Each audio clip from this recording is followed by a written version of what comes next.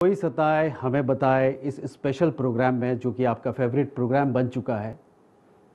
आज हम एक ऐसे मुद्दे को डिस्कस करने जा रहे हैं जो पीड़ित महिलाएं हैं, जो परेशान हैं, कॉल करते हैं हमें अलग अलग जगहों से, अलग अलग राज्यों से, और वो ये कहते हैं कि मैं अपना चेहरा नहीं दिखा सकती आपको, मुझे टीवी पर ना लाएं।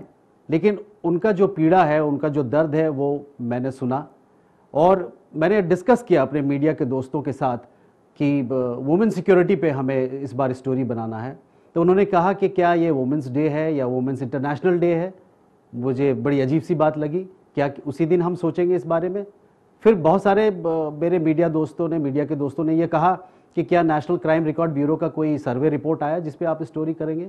तो जब हमारी थॉट और हमारा थॉट प्रोसेस ही ऐसा घटिया हो, मैं ऑन स्क्रीन कहता हूँ, तो फिर गॉड नोज क्या होगा हमारे वुमेन फोक्स को। तो जब मैं ये बात आपको कहना चाहता हूँ, मैं थोड़ा सा आपका समय लूँगा, मैं बकबक कर रहा हूँ, आप लोग बोर होंगे क्योंकि आप पैकेज देखना चाहते हैं, आप ऑडियंस को सुनना चाहते हैं। लेकिन मैं फिर भी कहूँगा कि जब भी अंग्रेजी में एक शब्द है मैन, MAN, मैन का मतलब होता है आदमी, मर्द। जब भी कोई महिला मुझसे बात करती है तो मैं नज़रें नहीं मिला पाता हूँ, इधर उधर झाँकता हूँ, मुझे शर्म आता है, मुझे घिन आता है मर्द होने पर। क्योंकि M से होता है मधुमिता, जो कि एक पोएटिस थी जो इमोशनली अटैच हो गई अमरमणि त्रिपाठी से। दोनों मोहब्बत किए, प्रेग्नेंट हो गई, शी वॉज प्रेग्नेंट और शी वॉज मर्डर्ड।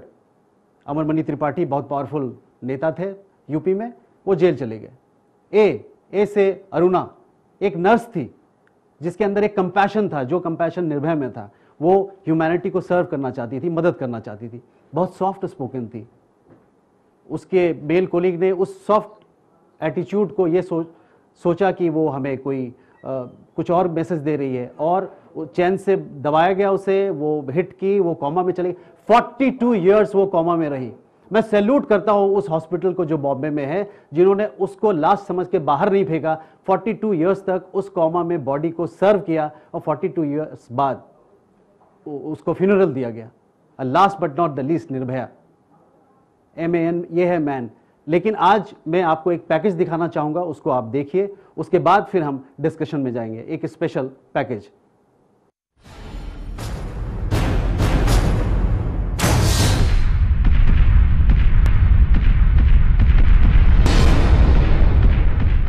एक औरत क्या है? एक औरत की जिंदगी के क्या मायने हैं? एक औरत का जीवन किसके लिए समर्पित है? इस तरह के न जाने कितने सवालात हैं जिसका एक ही जवाब है, और वो ये है कि एक औरत इस जहां की सबसे बेशकीमती तोहफा है।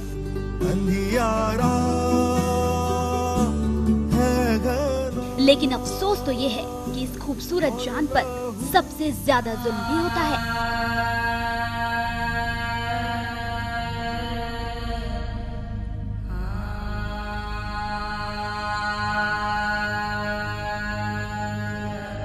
कभी दहेज के नाम पर एक औरत को मौत के घाट उतारने की कोशिश की जाती है, तो कभी बेरहम जमाने के बेरहम लोग इसकी इज्जत तार तार करने से नहीं चूकते, जिसे रेप, बलात्कार और इस्मत दरी के नाम से खूब अच्छी तरीके से जाना जाता है।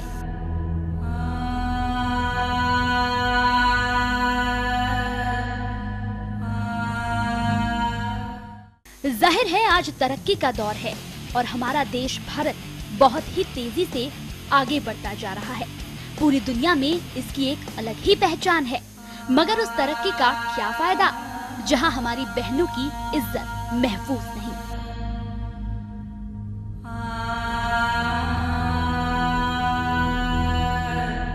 बातें तो बहुत करी, उनकी सुरक्षा के बारे में भी बहुत बात करी। फास्ट ट्रैक कोर्ट होंगी और हम महिलाओं के लिए अलग गार्ड होगा, अलग बसें होंगी, पता नहीं कितने इन्होंने वायदे उस बारे में किए। लेकिन माफ़ करना, आज तक एक कदम भी ना तो सेंट्रल गवर्नमेंट ने किसी उस तरफ उठाया और ना हमारी दिल्ली सरकार ने उठाया। जब तक एक भी महिला या एक भी बच्ची रात में भी अगर अकेले निकल रही है और वो डर महसूस कर रही है, तो मुझे लगता है हमारा काम कम नहीं है। तो हमारा काम अभी बहुत बड़ा है।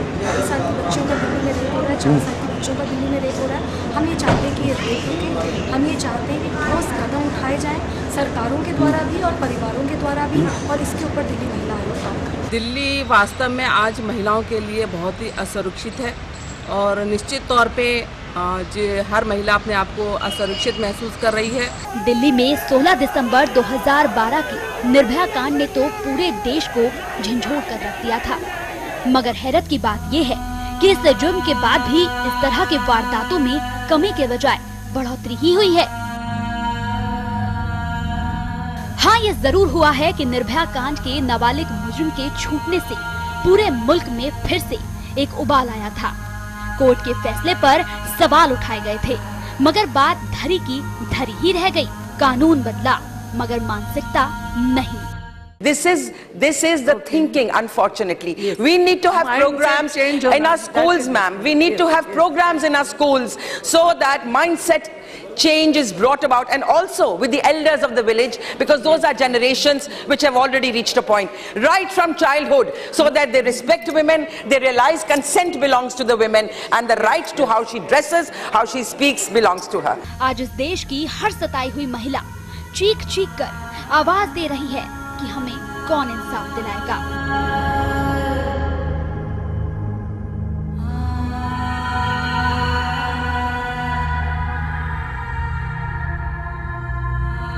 कोई सताए हमें बताए में आज हम हर उस महिला की आवाज बनेंगे जिसकी आवाज दबा दी जाती है।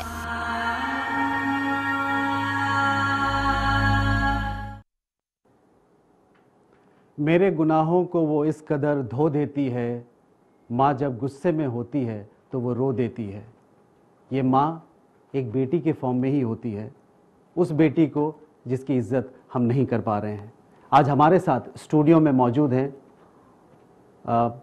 Doctor Sunny Kaur Jaiswal ji, doctor Zakir Hussain, master VK और मिस सक्सेना। आज हम इन सब से पूछना चाहेंगे, लेकिन सबसे पहले मैं डॉक्टर सनी से पूछना चाहूँगा, जो कि various parts of the world घूमती है, यूथ के साथ मुखातिब होती है। क्या प्रॉब्लम है हिंदुस्तान में, इस तरह से ये चीज़ें क्यों ज़्यादा देखा जा रहा है? Doctor Sunny please.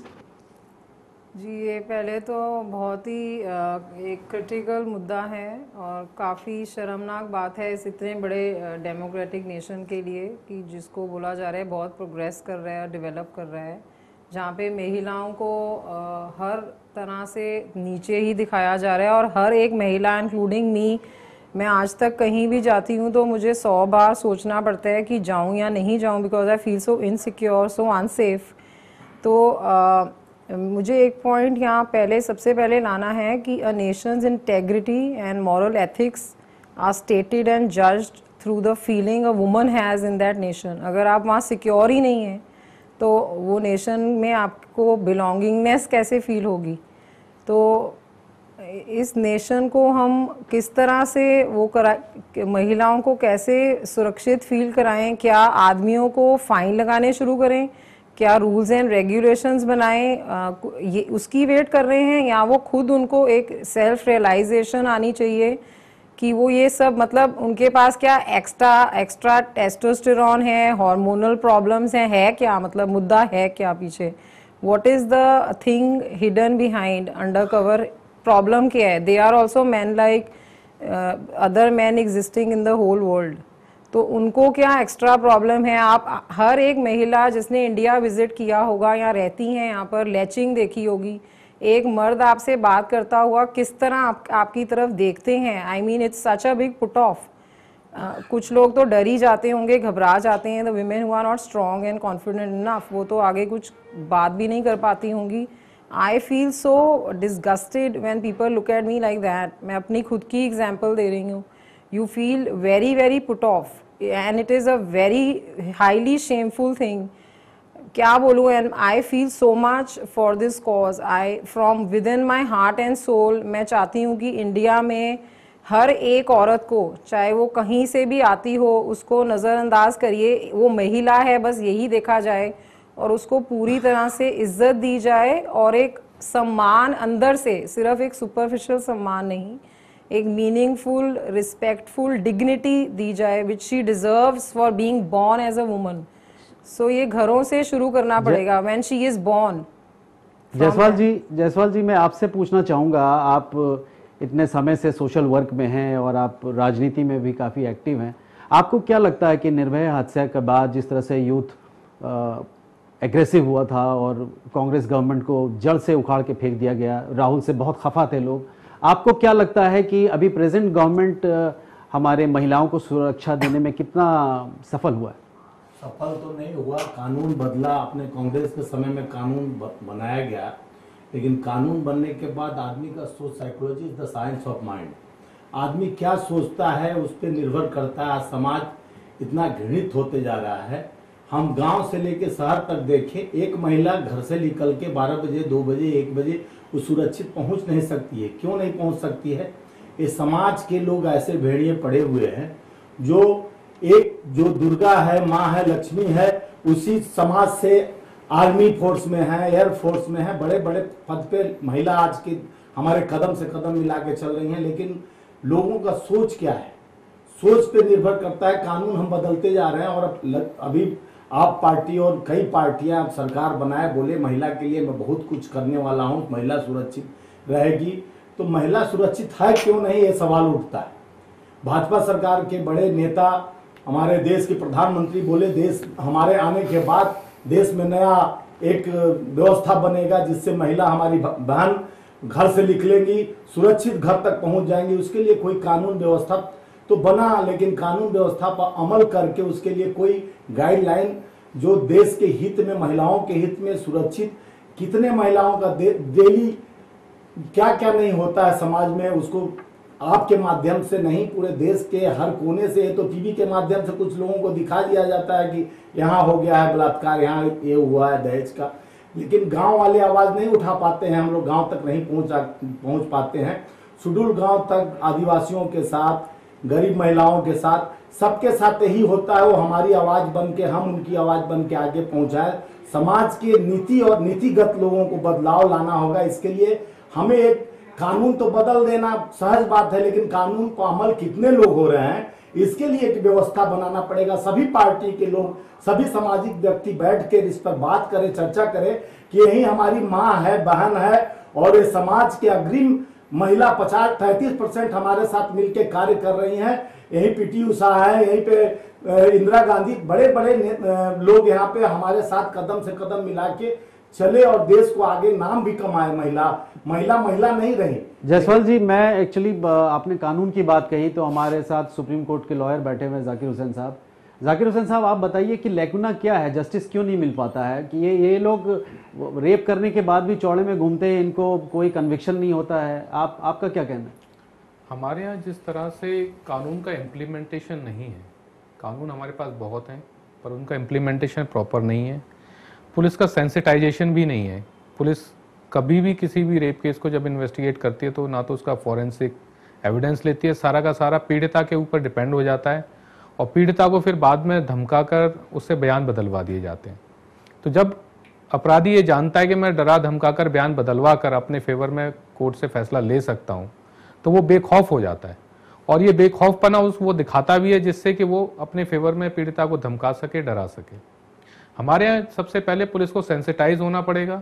जैसा सुप्रीम कोर्ट ने 2006 में जजमेंट पास किया था कि भी इन्वेस्टिगेशन और जो है लॉ एंड ऑर्डर, इनको अलग करना पड़ेगा, क्योंकि जो इन्वेस्टिगेशन जो 12वीं पास 10वीं पास जो कांस्टेबल हैं वो लोग इन्वेस्टिगेट करते हैं केस को, तो हम जानते हैं कि उस केस के साथ क्या हाल करते होंगे।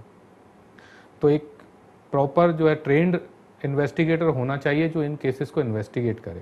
नहीं जाकिर साहब, यहाँ पे मैं एक चीज़ कहना चाहूँगा कि while doing stories in various channels, news track में, इंडिया टुडे में, हर जगह मैंने बड़ा मुश्किल पाया था कि जो महिलाएं जो विक्टिम्स होती हैं, जिनके साथ ये प्रॉब्लम्स होता है, उनका ये कहना कि हर बार जब वो सवाल करते हैं तो एक मेंटल टॉर्चर होता है, वो मेंटली वो रेप होता है हर बार उसको बताने के, तो सोल इज हर्ट समवेयर। आपकी बिल्कुल बात सही है, क्योंकि सेंसिटिविटी ना होने की वजह से ये पुलिस वाले इस तरह से करते हैं जिससे कि महिला सबसे अव्वल तो कोई कंप्लेंट लिखाए ही नहीं, लिखाए तो वहाँ से जो है ना वो अपने बयान बाद में बदल दे।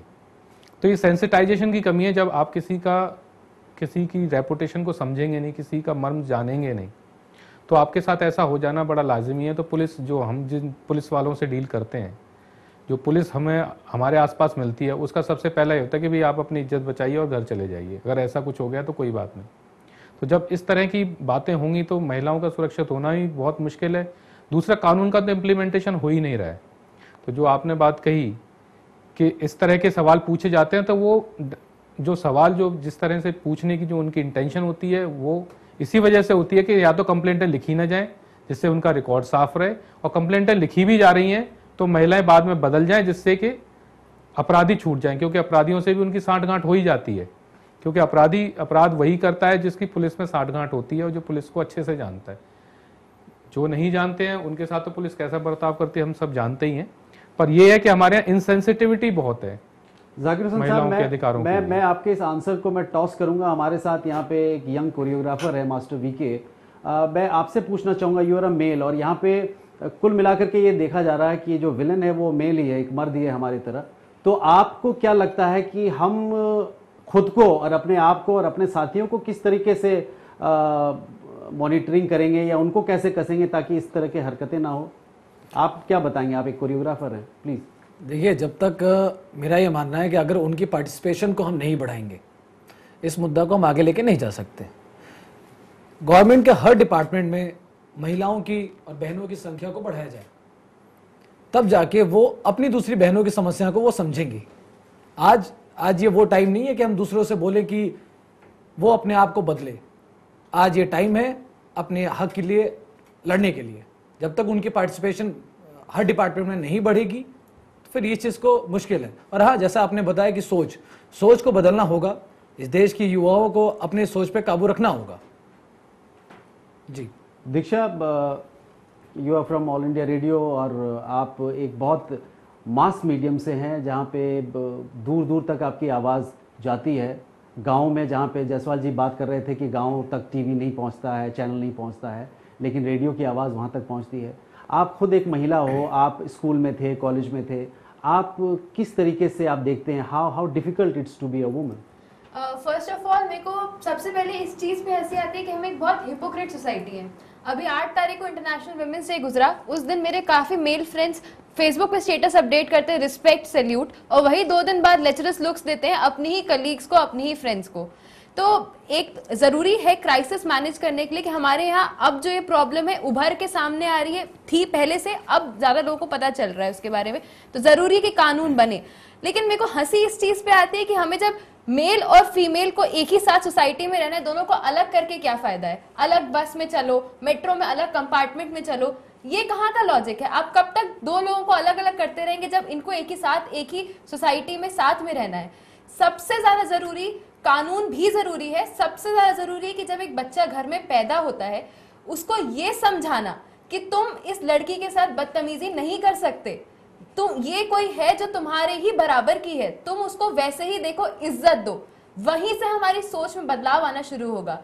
अगर आप छोटे कपड़े पहन के दिल्ली में निकले तो ऑटो वाला आपको ऐसे लुक्स क्यों देता है? उसके लिए वो अलग सी बात क्यों है? क्योंकि उसने बचपन से वो चीज देखी नहीं है। उसे ये बोला जाता है कि अगर इस लड़की ने छोटे कपड़े पहने इसका मतलब दिस गर्ल इज अवेलेबल।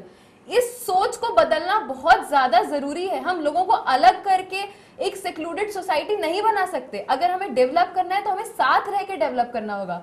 और हाँ, एक चीज और मैं बोलना चाहूंगी यहाँ पे कि ये प्रॉब्लम सिर्फ इंडिया की नहीं है, इंडिया में बहुत ज्यादा प्रोमिनेंटली फिगर आउट होकर आती है। ये प्रॉब्लम यूएस की है, हर जगह की है, नॉट ओनली यूएस, हर जगह ये फैली हुई है चीजें।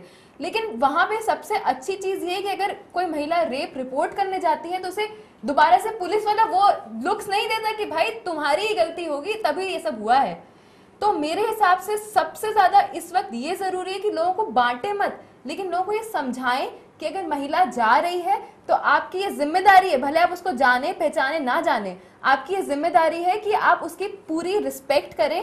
और अगर वो अपने रास्ते जा रही है, वो अपने रास्ते जाइए, उसे मदद की जरूरत है, आप उसे मदद दीजिए, लेकिन आप उसे परेशान मत कीजिए।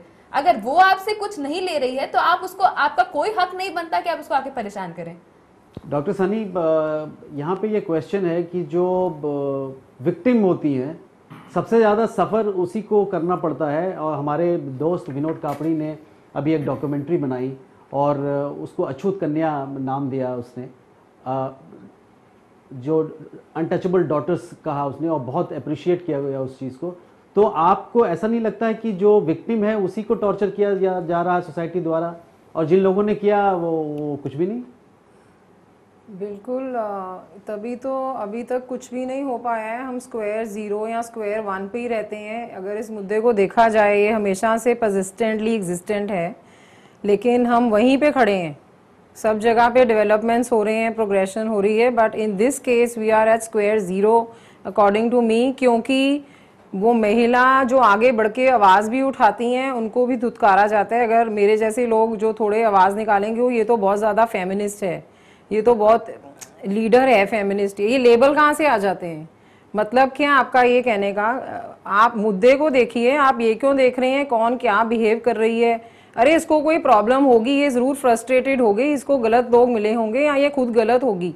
ये विक्टिम वाली बात हो गई। जो आवाज़ भी निकाल रहे हैं आप उसको विक्टिम बना रहे हैं, जो जिसके साथ गुजरी भी है वो आके बता रही है तो वो भी विक्टिम है। तो हर तरह से महिला विक्टिम ही है। पति अच्छा ट्रीट नहीं कर रहा तो वो विक्टिम है, पति खराब नहीं होगा कह रहे हैं, इसी में खराबी होगी। डॉक्टर सनी, ये एक छोटा सा ब्रेक हमें लेना पड़ेगा जी। ब्रेक के बाद हम फिर आएंगे, कहीं जाइएगा नहीं, एक डॉक्यूमेंट्री भी दिखाना आपको।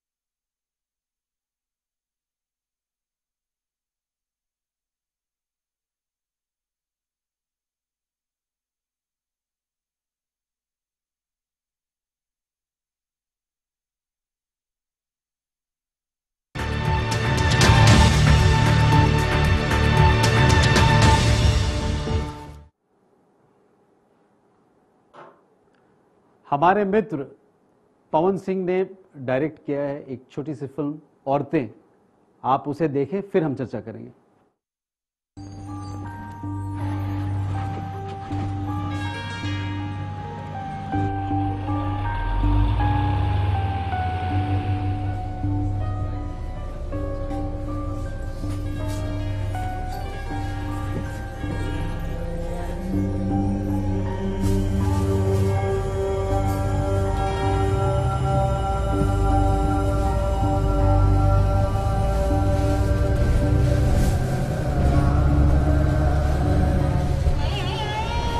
वो औरत पर्स से खुरदुरा नोट निकालकर कंडक्टर से अपने घर जाने का टिकट ले रही है।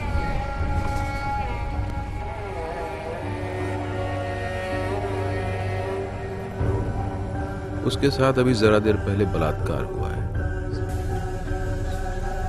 उसी बस में एक दूसरी औरत अपनी जैसी ही लाचार उम्र की 2-3 औरतों के साथ प्रमोशन और महंगाई भत्ते के बारे में बातें कर रही है।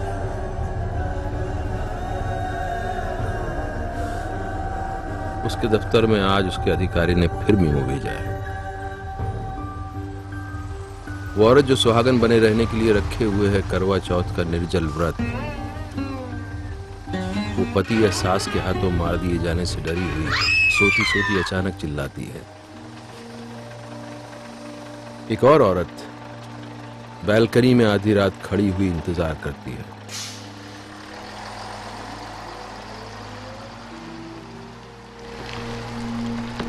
अपनी जैसी ही असुरक्षित और बेबस किसी दूसरी औरत के घर से लौटने वाले अपने शराबी पति का। संदेह, असुरक्षा और डर से घिरी एक औरत अपने पिटने से पहले बहुत महीन आवाज में पूछती है पति से, कहां खर्च हो गए आपके पर्स में से तनख्वाह के आधे से ज्यादा रुपए?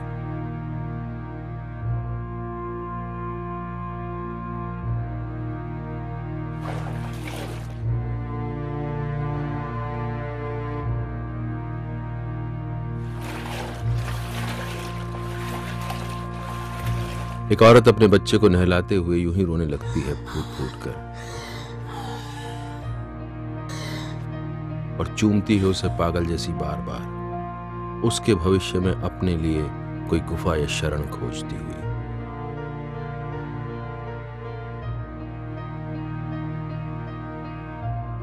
एक औरत के हाथ जल गए हैं तवे में, एक के ऊपर तेल गिर गया है कढ़ाई में खौलता हुआ। अस्पताल में 1000% जली हुई औरत का कोयला दर्ज कराता है अपना मृत्यु पूर्व बयान कि उसे नहीं जलाया किसी ने, उसके अलावा बाकी हर कोई है निर्दोष। गलती से उसके ही हाथों फूट गई थी किस्मत और फट गया था स्टोव।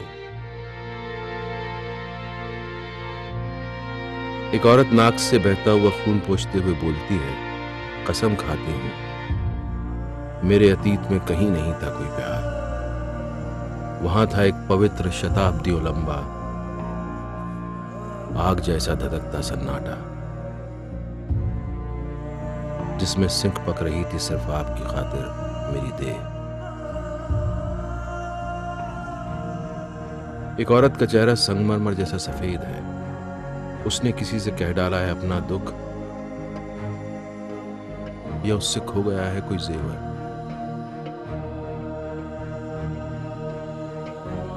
एक सीलिंग की कड़ी में बांध रही है अपना दुपट्टा।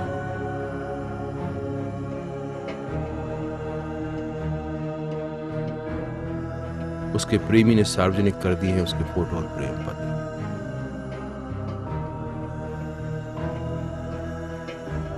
एक औरत फोन पकड़कर रोती है, एक अपने आप से बोलती है और किसी हिस्टीरिया में बाहर सड़क पर निकल जाती है। कुछ औरतें बिना बाल काढ़े, बिना किन्हीं कपड़ों के बस अड्डे या रेलवे प्लेटफॉर्म पर खड़ी हैं, ये पूछती हुई कि उन्हें किस गाड़ी में बैठना है और जाना कहां है इस संसार में। एक औरत हार कर कहती है, तुम जो जी आए कर लो मेरे साथ, बस मुझे किसी तरह जी लेने दो। एक पाई गई है मरी हुई बिल्कुल तड़के शहर के किसी पार्क में, और उसके शव के पास रो रहा है उसका बेटा।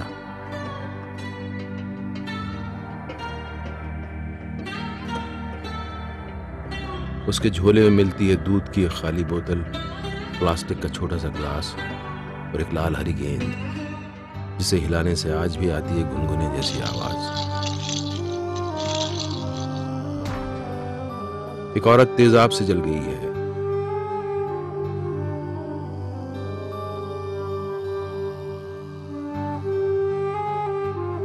खुश है कि बच गई है उसकी दाईं आंख। एक औरत तंदूर में जलती हुई अपनी उंगलियां धीरे से हिलाती है जानने के लिए कि बाहर कितना अंधेरा है। एक पोंछा लगा रही है, एक बर्तन मांज रही है, एक कपड़े पछीट रही है,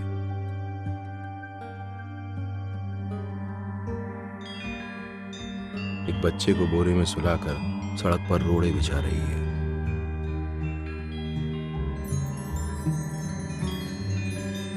एक फर्श धो रही है और देख रही है राष्ट्रीय चैनल पर फैशन परेड। एक पढ़ रही है न्यूज कि संसद में बढ़ाई जाएगी उसकी भी तादाद। एक औरत का कलेजा जो छिटक कर बोरे से बाहर गिर गया है कहता है, मुझे फेंक कर किसी नाली में जल्दी घर लौट आना, बच्चों को स्कूल जाने के लिए जगाना है। नाश्ता उन्हें जरूर दे देना, आटा तो मैं गूंद आई थी। हजारों लाखों छुपती हैं गर्भ के अंधेरे में, इस दुनिया में जन्म लेने से इनकार करती हुई, लेकिन वहां भी खोज लेती हैं उन्हें भेदिया ध्वनि तरंगे। वहां भी ढूंढ में उतरती है हत्यारी कटार। राजधानी के पुलिस थाने के गेट पर एक दूसरे को छूती हुई जमीन पर बैठी हैं दो औरतें बिल्कुल चुपचाप, लेकिन समूचे ब्रह्मांड में गूंजता है उनका हाहाकार। जायसवाल जी, आपका पहला रिएक्शन इस फिल्म पर? ये फिल्म समाज को जागरूक करने में, समाज के दरिंदी सोच को दूर करने के लिए बहुत अच्छी है। इसमें देखिए कि एक माँ का आत्मा बोल रहा है कि बच्चे के लिए कि उसके लिए मैं आटा गूंथ के आई हूँ, और माँ है, बहन है, सारे दुख सुख सह के औरत अपने सम्मान बचाने के लिए, अपने पति का सम्मान बचाने के लिए रात भर वेट करती है कि कब मेरा पति आएगा। करवा चौथ का व्रत रखती है कि लंबी आयु रहे हमारे पति का। तो इस भेड़िया समाज में कैसे लोग अपने दिमाग को बदल के उसी माँ को, उसी बहन को, उसी बेटी को गलत नीयत से देखते हैं। इनके नियति और नियत को बदलने के लिए इतनी कानून व्यवस्था बनाई गई है, लेकिन हमारे समाज के बड़े बड़े नेता क्यों नहीं एक समाज में ऐसा बना देते हैं कि एक उसमें शिक्षा दिया जाए कि एजुकेशन का एक चैप्टर हो कि नारी का सम्मान कैसे किया जाए। वो मेरी बहन है, मेरी माँ है, उसका एक क्लास अलग हो जिसको हर मनुष्य के हर दिमाग में ये हो कि इसी से मैं पैदा हुआ हूँ, यही मेरी माँ है, यही जननी है। इसको हम क्यों छेड़ते हैं, क्यों इसके लिए गलत सोचते हैं? इसको बदलने के लिए हमारा बदलाव बहुत ज़रूरी है। ये फिल्म हमारे समाज को बदलने के लिए बहुत अच्छा टेक्निकल लोगों के दिमाग को, सोच को चेंज कर सकते हैं। जायसवाल जी, क्या आप स्मृति ईरानी से मिलेंगे या उनको चिट्ठी लिखेंगे कि मदर पे भी एक चैप्टर होना चाहिए, सिस्टर पे भी एक चैप्टर होना चाहिए, महिलाओं पे भी एक चैप्टर होना चाहिए? नहीं, मदर पे चैप्टर और सिस्टर पे चैप्टर तो बहुत लिखा जाता है, लेकिन एक महिलाओं पे चैप्टर जरूर होना चाहिए। मैं जरूर मिलूंगा और लिखूंगा, बोलूंगा कि आप इतने जेएनयू में जात पात धर्म का झगड़ा, हिंदुस्तान पाकिस्तान का झगड़ा चल रहा है, लेकिन मनुष्य का जो मानवता का सबसे बड़ा शब्द है जो नारी का सम्मान करना, नारी का अपमान क्यों होता है हमारे देश में, जिसको जननी कहा। हमारे देश में 6 ऋतुएं हैं जो माता कहा जाता है नारी को। एक तरफ माँ बोलते हैं, एक तरफ बहन बोलते हैं, एक तरफ दुर्गा की पूजा करते हो, काली की पूजा करते हो, लक्ष्मी की पूजा करते हो, फिर उसी की अपमान क्यों करते हो?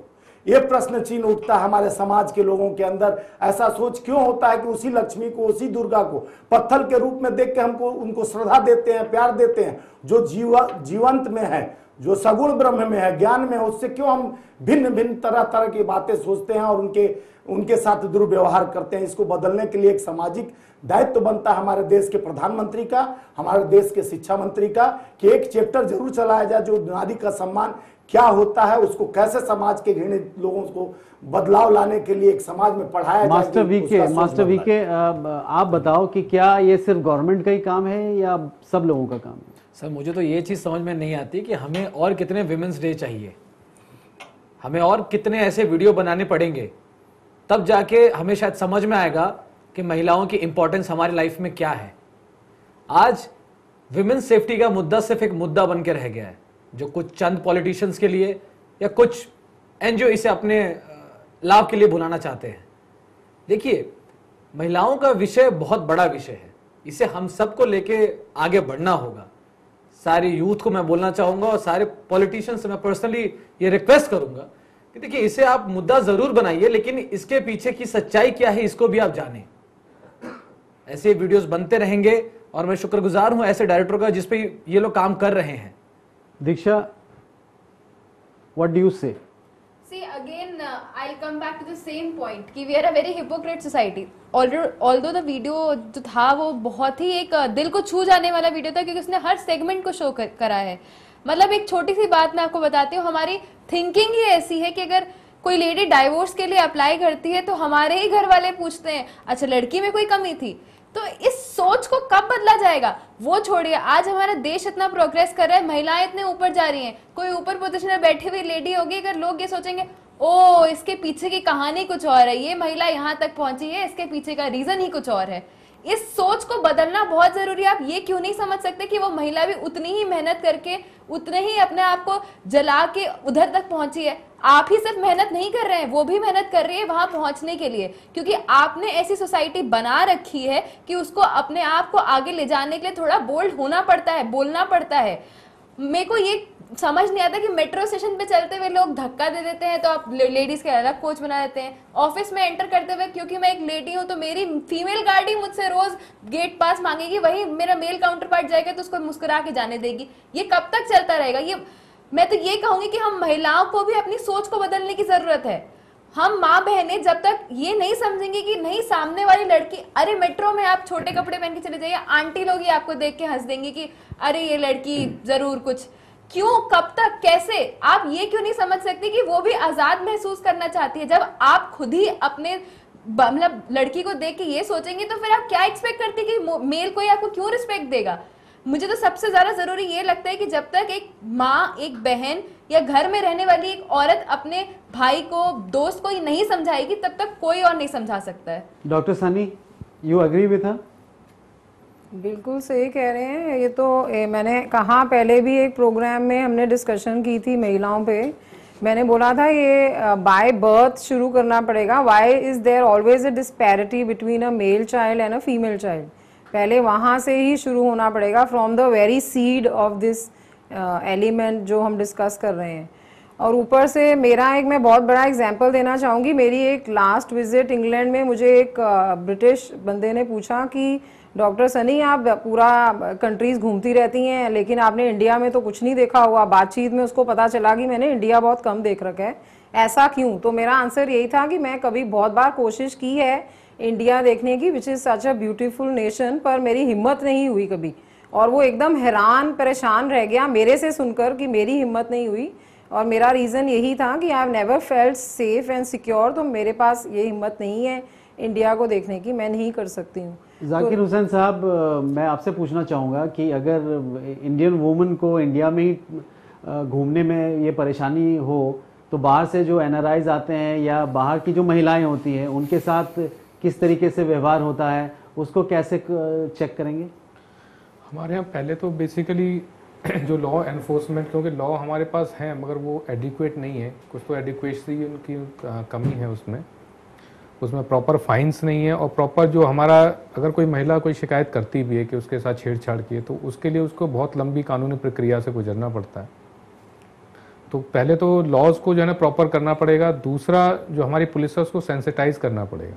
अगर बाहर से हमारी महिलाएं आती हैं फॉरेन से, तो उनके लिए हमने पुलिस तो बना रखी है जिसको हम टूरिज्म पुलिस बोलते हैं, बट उसमें उन्हीं लोगों को भर्ती कर रखा है जो बिल्कुल सेंसिटाइज। नहीं, मेरा सवाल ये है कि जो स्टैटिस्टिक्स ये देखते हैं टीवी पे, ये जो फिगर देखते हैं कि 1 घंटे में 2 रेप हो जाता है हिंदुस्तान में, इसमें भी काफ़ी तेज़ है, तो क्या बाहर से लोग आएंगे, खासतौर पे क्या महिलाएं आएंगी इस वजह से? तो क्योंकि हमारे देश का नाम बहुत ख़राब हो रहा है इस वजह से कि हमारे यहाँ इतना ज़्यादा महिला उत्पीड़न है।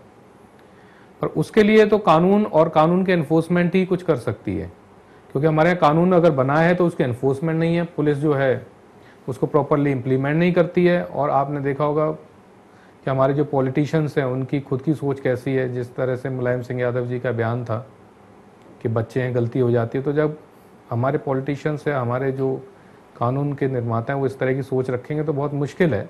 और क्योंकि वही सोच नीचे तक जाती है, जो लॉ इन्फोर्समेंट एजेंसी हैं वो उसी सोच को इम्प्लीमेंट करते हैं कि अगर पॉलिटिशियन इस तरह से बात करेंगे तो पुलिस कहाँ उसको एक प्रॉपर पर्सपेक्टिव में नहीं लेगी और उससे असुरक्षा और बढ़ जाती है। जायसवाल जी, डू यू एग्री कि ये जो लूज कमेंट्स होते हैं नेताओं द्वारा? मैं इससे समर्थन उनका करता हूँ। वकील साहब सही बोल रहे हैं कि बड़े वादे पर जब नेता हों वो बोलते हैं तो समाज के एक छोटे लोग समझ लेते हैं कि बड़े नेताजी ऐसा बोल रहे हैं तो इसमें करने में क्या गलत है, चलो भूल मान लेंगे बाद में। लेकिन इसको बदलाव लाना पड़ेगा। जो ऊंचे पद पे चले जाते हैं, प्रतिष्ठित व्यक्ति का एक एक वाणी का लोगों पे असर पड़ता है, उस बेअसर कर देता है समाज को। ऐसे लोग का सोच भी बदलना पड़ेगा कि जिसके अपमान सम्मान के लिए आप कभी दीप प्रज्वलित करते हैं और संसद में लड़ाई करते हैं कि महिलाओं को सुरक्षा दिया जाए, उसी का अपमान के लिए आप कई शब्द ऐसे बोल जाते हैं जिससे हमारे समाज में बहुत अक्षुण्णता फैलती है, जिसको हम सम्मान योग नहीं मानते हैं। जायसवाल जी, मैं एक चीज़ छोटा सा जिक्र करना चाहूँगा आपसे कि महाभारत में आपने देखा कि द्रौपदी का चीरहरण हुआ जिसकी वजह से पूरा युद्ध हुआ, और रामायण में आप देखें सीता जी को ले जाया गया लंका और वहाँ पे पूरा युद्ध हुआ। दोनों तो आज के समय में जो राजा हैं वो चुप क्यों बैठे रहते हैं? आज के समय राजा जो हमारे यहाँ नेता ही हैं राजा, और देश को चला रहे हैं, लेकिन उस एक नारी के सम्मान के लिए महाभारत हो गया, एक नारी के सम्मान के लिए रामायण रामचरितमानस लिखा गया, और यहाँ रोज चीरहरण होता है। प्रतिदिन हमारे बहनों का कोई आंख से चीरहरण करता है, कोई जबरदस्ती करके चीरहरण करता है, लेकिन वहीं बैठकर कहते हैं कि अरे वो आपकी क्या लगती है, क्या रिश्ता लगता है। ये रिश्ते के बंधन को जोड़ने के लिए ये नहीं सोचता है कि हर बहन, जितनी नारी हमारी बहन, और ये मान लेता क्यों नहीं कि वही बहन है, मेरी माँ है वही, ये मानता नहीं है, मानने को तैयार नहीं। और पुलिस भी अपने कानून को जो डंडा गरीबों पर दिखाता है, ऐसे भेड़ियों को संरक्षण देना शुरू कर देता है, क्योंकि पुलिस और पॉलिटिशियन का संबंध रहता है और ऐसे भेड़िया घूमते रहते हैं। जो आप बड़े बड़े नेताओं का भी सुने हैं कि जो इससे संलग्न है, जो उत्तर प्रदेश में नाम लेना नहीं चाह रहा हूँ, एक मंत्री ने एक बेचारी को प्रेम संबंध बनाया, उसके बाद उसके साथ गलत करके उसका मर्डर करा दिया, जिसकी वजह से वो जेल में भी हैं।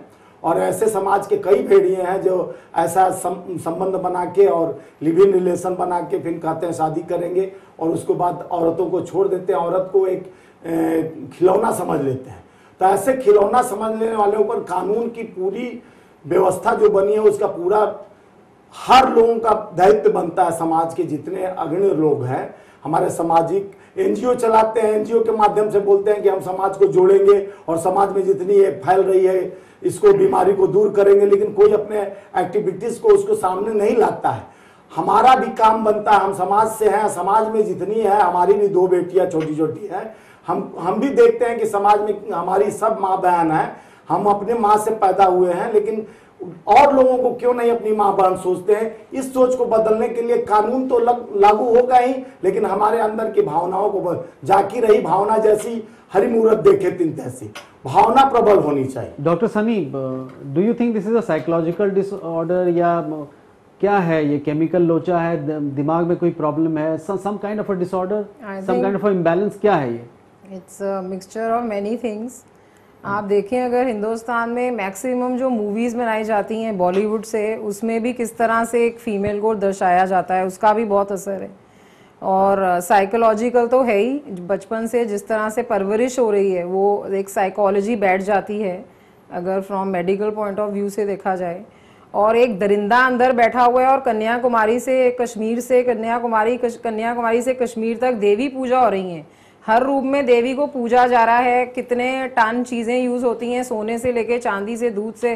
फ़ायदा क्या, आपके घर में आप लक्ष्मी पैदा नहीं होने दे रहे हैं, उसको पहले ही मार रहे हैं, और वहाँ जा जाके आप यात्राएं कर रहे हैं, खतरा मोल ले रहे हैं, सांस की बीमारी है, पहाड़ चढ़ रहे हैं, जाएंगे देवी को मिलना है।